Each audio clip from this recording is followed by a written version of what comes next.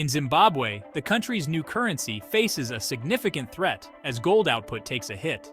Before we go any further, don't forget to like, subscribe, and turn on the notification bell so you don't miss any updates from Zim News Live YTS.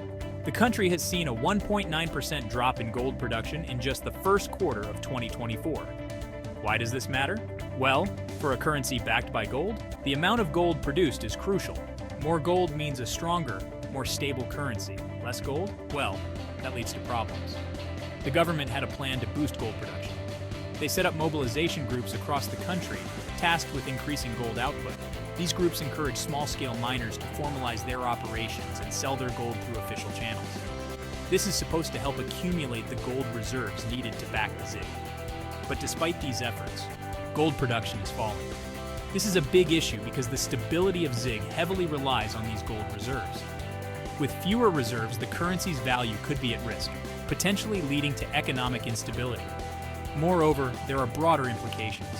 Zimbabwe is rich in minerals like platinum, lithium, and diamonds, and the government aims to ramp up gold production to 40 tons this year, from last year's 30.1 tons.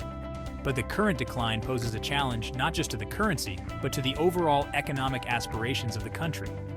To address these challenges, the government is cracking down on illegal mining and ensuring compliance with mining regulations.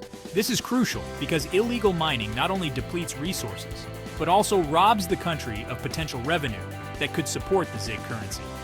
In conclusion, the drop in gold output in Zimbabwe poses a real threat to the stability of the new ZiG currency. The government's initiatives to increase production and regulate the industry are steps in the right direction, but only time will tell if these will be enough to stabilize the currency and, by extension, the economy. What do you think about Zimbabwe's strategy? Can ZiG navigate through these turbulent waters, or will it face the fate of previous attempts to stabilize the country's currency? Drop your thoughts in the comments section down below.